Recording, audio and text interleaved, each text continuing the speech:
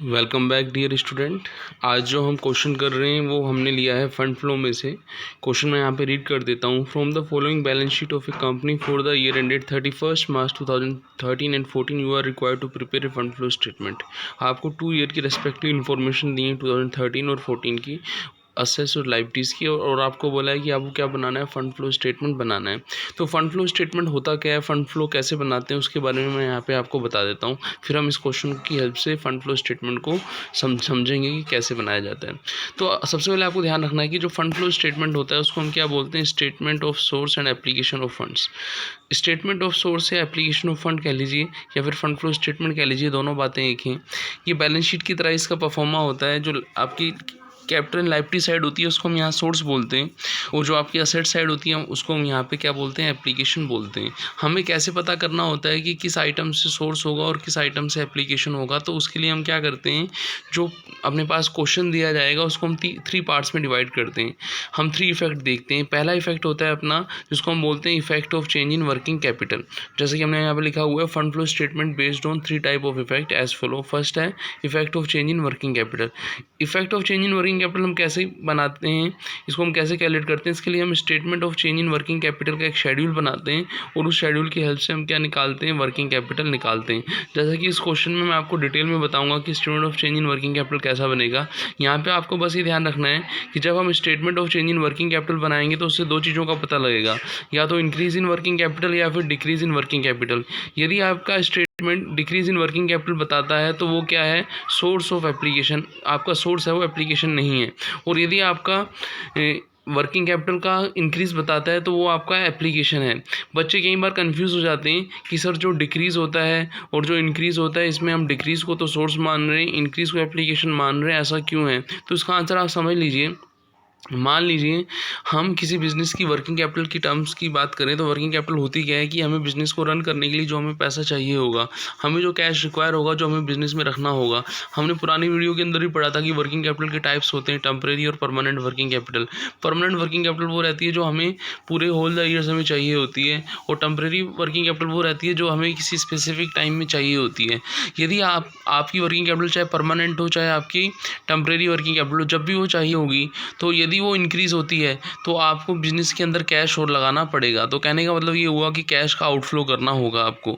तो increase in working capital को हम क्या मानते हैं, कैश का आउटफ्लो, इसलिए हम उसको एप्लीकेशन में दिखाते हैं। इसके अलावा जो डिक्रीज़ इन वर्किंग कैपिटल होता है उसको हम क्या बोलते हैं, आपका source of application. Source of application हम इसलिए बोलते हैं कि उतना पैसा बिजनेस का इस साल बच जाएगा और उसको हम सोर्स में दिखा सकते हैं। तो statement of change in working capital का जो लास्ट में इफेक्ट आएगा, या तो वो इंक्रीज़ इन वर्किंग कैपिटल आएगा या फिर डिक्रीज़ इन वर्किंग कैपिटल आया है। यदि आपका इंक्रीज़ इन वर्किंग कैपिटल आता है तो उसको एप्लीकेशन में दिखाएंगे, और यदि डिक्रीज़ इन वर्किंग कैपिटल आया तो उसको हम कहाँ दिखाएंगे, सोर्स के अंदर दिखाएंगे। तो हमने फर्स्ट पार्ट जो पढ़ा वो क्या है, आपका effect of change in working capital. अब हम सेकंड इफेक्ट की बात करते हैं। सेकंड इफेक्ट है आपका इफेक्ट ऑफ बिजनेस ऑपरेशन। जब हम बिजनेस को ऑपरेट करते हैं तो बिजनेस को ऑपरेट करने से हमें प्रॉफिट या लॉस होता है।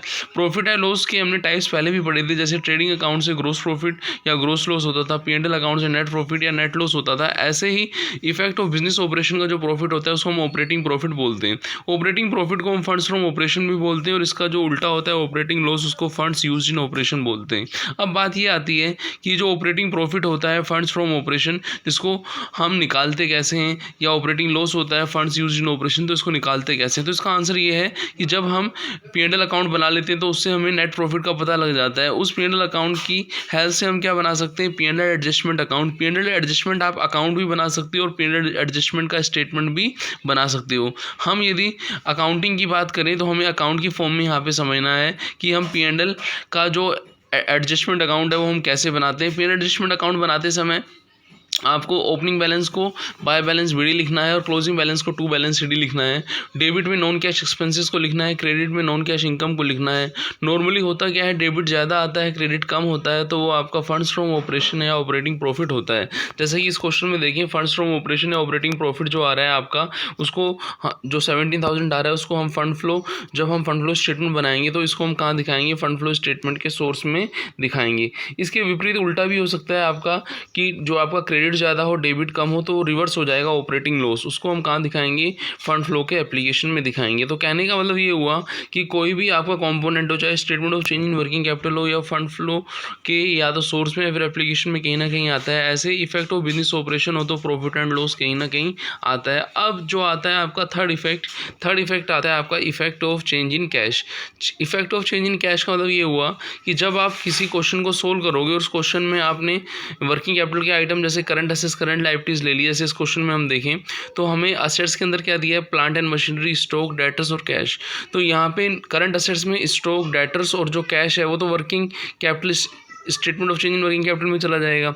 जो प्लांट एंड मशीनरी बचा वो कहाँ जाएगा उसकी हम बात करेंगे। ऐसे लायबिलिटी साइड में अपने पास शेयर कैपिटल है, ट्रेड क्रेडिटर है और P&L है। तो जो ट्रेड क्रेडिटर है वो करंट लायबिलिटीज होने के कारण statement of change in capital में चला जाएगा। तो बाकी जो बचे शेयर कैपिटल और आपका P&L अकाउंट, क्योंकि नॉन करंट लायबिलिटीज है, जबकि ट्रेड क्रेडिटर क्या था? करंट लायबिलिटीज था। ट्रेड क्रेडिटर को हमने statement of change in working capital में भेज दिया। तो शेयर कैपिटल और P&L कहाँ जाएंगे? तो इसका आंसर ये है कि जो करंट असेट्स, करंट लायबिलिटीज होती हैं वो तो कहाँ जाते हैं? Statement of change in working capital में जाते हैं। इसके अलावा नॉन करंट असेट्स से नॉन करंट लायबिलिटीज होती हैं तो उनसे इफेक्ट आता है। यदि इफेक्ट नॉन कैश होता है तो वो किस में जाता है? ऑपरेटिंग प्रॉफिट या फंड्स फ्रॉम ऑपरेशन के अंदर जाता है। और यदि उसका इफेक्ट कैश होता है तो वो थर्ड वाले इफेक्ट ऑफ कैश में जाता है। जैसे कि हम इस क्वेश्चन को अब समझेंगे तो हमें समझ आ जाएगा कि जो एक पूरा एक क्वेश्चन जो होता है उसकी जो आइटम रहते हैं उनको हम 3 भागों में बांट देते हैं। Statement of change in working capital में पहला करंट असेट्स, करंट लायबिलिटीज आती हैं। फिर आपका P&L एप्रोप्रिएशन या P&L एडजस्टमेंट या P&L स्टेटमेंट, जिसमें हम नॉन कैश आइटम को लेते हैं। किनसे रिलेटेड नॉन कैश आइटम वो रहते हैं जो करंट असेट्स के अलावा असेट्स हैं, जैसे यहाँ पे प्लांट एंड मशीनरी है तो उससे रिलेटेड रहा। ऐसे ही करंट लायबिलिटीज के अलावा जो लायबिलिटीज हैं, जैसे ट्रेड क्रेडिटर के अलावा क्या लायबिलिटीज है? शेयर कैपिटल और P&L है। तो इसके अलावा जो नॉन करंट लायबिलिटीज रही उनसे रिलेटेड एक्सपेंसेस कहलाते हैं नॉन कैश एक्सपेंसेस और नॉन कैश इनकम। उनको हम P&L एडजस्टमेंट या P&L एप्रोप्रिएशन में लेते हैं क्या? फंड्स फ्रॉम ऑपरेशन निकालते समय। तो अब हमें समझना है कि इस क्वेश्चन की जो हमने भूमिका बनाई है उसको हम पूरा करते हैं और लास्ट में जो इफेक्ट आएगा जो भी बचेंगे, जैसे मान लीजिए हमने प्लांट एंड मशीनरी का देखा तो उसका नॉन कैश निकाल लिया, हमने शेयर कैपिटल और P&L का देखा उसका नॉन कैश निकाल दिया। इसके बाद इनका जो कैश का इफेक्ट बचेगा वो डायरेक्ट फंड फ्लो के हम सोर्स और एप्लीकेशन में दिखा देंगे। फॉर एग्जाम्पल मान लीजिए प्लांट एंड मशीनरी हमने परचेज किया तो एप्लीकेशन में दिखा देंगे यदि उसका परचेज आ रहा है। इसके रिवर्स उसका यदि सेल आ रहा है तो उसको हम सोर्स में दिखा देंगे प्लांट एंड मशीनरी का। ऐसे ही शेयर कैपिटल का यदि इशू आ रहा है तो उसको हम सोर्स में दिखा देंगे और शेयर कैपिटल का हमने पेमेंट किया तो उसको एप्लीकेशन में दिखाते हैं।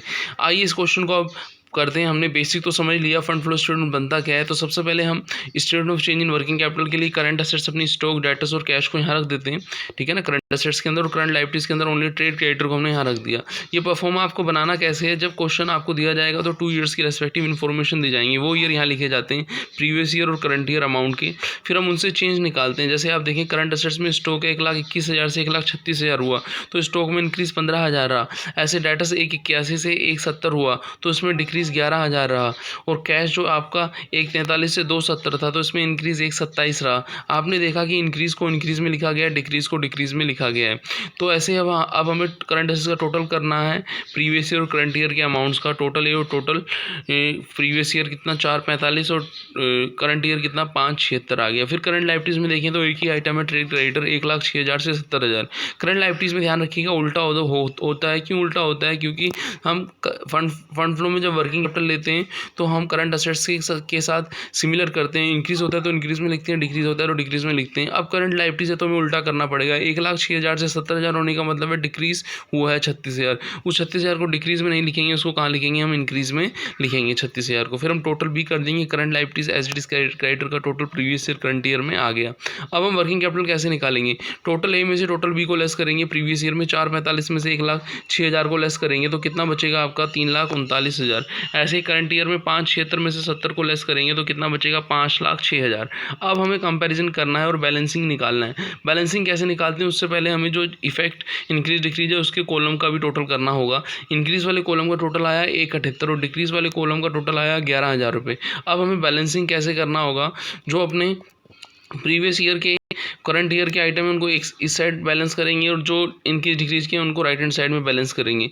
कैसे बैलेंस करते हैं, पहले हम प्रीवियस ईयर को समझते हैं। प्रीवियस ईयर में आप देखें, प्रीवियस ईयर करंट ईयर में 339 और 5,06,000, तो ज़्यादा कितना है 5,06,000, तो 5,06,000 के सामने हमने डैश लिख दिया और हमने जो जहाँ कम था 3,39,000 वहाँ हमने डिफरेंस अमाउंट 5,06,000 से लेस करके 1,67,000 रुपये लिख दिया और इन दोनों को हमने बराबर कर दिया। जैसा हमने प्रीवियस ईयर करंट ईयर किया है ऐसे ही हम किस में करेंगे, इंक्रीज डिक्रीज में करेंगे। इंक्रीज का टोटल 1,78 था, डिक्रीज का 11,000 रुपये था, तो ज़्यादा कितना था 1,78,000 रुपये, तो 1,78,000 हमने यहाँ पे लिखा। उस 1,78,000 का और 11,000 का जो हमने डिफरेंस किया वो कितना आया 1,67,000 रुपये। तो ये जो 1,67,000 रुपये इसको हमने क्या मान लिया कि जो डिक्रीज में कम आया वो 1,67,000 रुपये इंक्रीज़ का है। तो जब हम यहाँ पे लिखते हैं, ध्यान रखिएगा, डिक्रीज में जो 1,67,000 आया है वो इंक्रीज़ का है, तो हम यहाँ पे लिखते हैं अमाउंट डिक्रीज में आ रहा है लेकिन लिखेंगे है किसका, वो इंक्रीज़ का, तो इंक्रीज़ इन वर्किंग कैपिटल यहाँ लिखेंगे। और थोड़ी देर पहले हमने पढ़ा था जब इंक्रीज़ इन वर्किंग कैपिटल होता है तो हमें पैसे की ज़रूरत होती है, बिजनेस में हमें पैसा लगाना पड़ता है,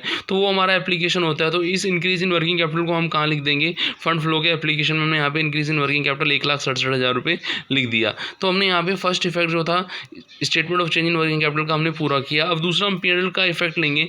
पीएनएल का इफेक्ट देखते समय आपको ध्यान रखना है कि जो नॉन करंट असेट्स जैसे प्लांट एंड मशीनरी है और नॉन करंट लायबिलिटीज जैसे यहाँ पे शेयर कैपिटल और आपका पीएनएल है, इनसे रिलेटेड कोई नॉन कैश एक्सपेंसेस तो नहीं दिया है। तो हम देखें तो यहाँ पे कोई नॉन कैश एक्सपेंसेस नहीं है, प्लांट एंड मशीनरी से रिलेटेड कोई डेप्रिसिएशन वगैरह की इन्फॉर्मेशन नहीं है, कोई profit and loss on sale of assets नहीं है प्लांट एंड मशीनरी से रिलेटेड, प्रॉफिट और loss on sale of plant and machinery नहीं है। तो इसमें प्लांट एंड मशीनरी में नॉन कैश का एडजस्टमेंट नहीं है, तो पीएनएल में इसका कोई एडजस्टमेंट नहीं होगा।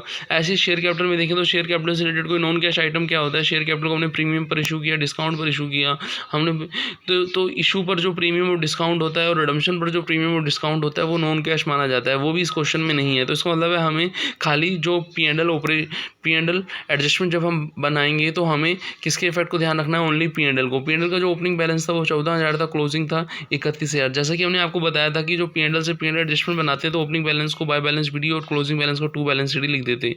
ओपनिंग बैलेंस 14,000 रुपये, तो बाय बैलेंस बीडी हमने पीएनएल एडजस्टमेंट करके लिख दिया है। कितना है आपका, आप चाहें तो डायरेक्ट भी कर सकते हैं कि क्लोजिंग में से ओपनिंग लेस करके, जैसे वहाँ पे आपने 14,000 लिखा, यहाँ 31,000 लिखा, सीधा 17,000 रुपये लिख सकते हैं net profit. Non cash expenses question में डेबिट में लिखते थे, वो है नहीं, नॉन कैश इनकम भी नहीं है, तो अपना जो नेट रिजल्ट आएगा वो क्या आएगा, डिफरेंस आएगा 70,000 रुपये, जिसको फंड्स फ्रॉम ऑपरेशन या ऑपरेटिंग प्रॉफिट बोलेंगे। ये फंड्स फ्रॉम ऑपरेशन या ऑपरेटिंग प्रॉफिट ये बता रहा है कि लास्ट ईयर हमने 17,000 कमाए थे, अब हमारा प्रॉफिट बढ़ के 31,000 हो गया, तो 14,000 रुपये से 31,000 जो प्रॉफिट हुआ है तो 17,000 जो क्या है आपका ऑपरेटिंग प्रॉफिट हुआ। तो इस ऑपरेटिंग प्रॉफिट को हम फंड फ्लो के सोर्स में लिखते हैं। अब हम देखेंगे तीसरा इफेक्ट क्या था, ये 17,000 रुपये जो सेकंड देख लेते हैं, ये फंड्स फ्रॉम ऑपरेशन सोर्स में यहाँ पे आ गया। तीसरा इफेक्ट क्या था कि जो नॉन करंट असेट्स और लायबिलिटीज जो बची उनसे नॉन कैश का इफेक्ट हमने पीएनएल एडजस्टमेंट ने देखा, अब उनके कैश का इफेक्ट देखना है। कैश का इफेक्ट के लिए हम चलते हैं असेट्स में plant and machinery. Plant and machinery आप देखें तो कितनी है असेट्स में, आप देखें तो प्लांट एंड मशीनरी आपको दिया है, प्रीवियस ईयर था 75,000, करंट ईयर 1,00,000, तो 25,000 रुपये प्लांट एंड मशीनरी हमने परचेज किया। तो इसको हम एप्लीकेशन में दिखाएंगे, क्योंकि जब purchase of plant and machinery होगा तो कैश का आउटफ्लो होगा और वो एप्लीकेशन में आएगा। तो हमने लिखा है purchase of plant and machinery 1,00,000 minus 75,000, 25,000 आ गया। ऐसे ही अब हम देखें नॉन करंट असेट्स के बाद नॉन करंट लायबिलिटीज की बारी आती है। नॉन करंट लायबिलिटीज में कैश का इफेक्ट शेयर कैपिटल के साथ देखते हैं, शेयर कैपिटल का बैलेंस चेंज हुआ है फिर नहीं हुआ।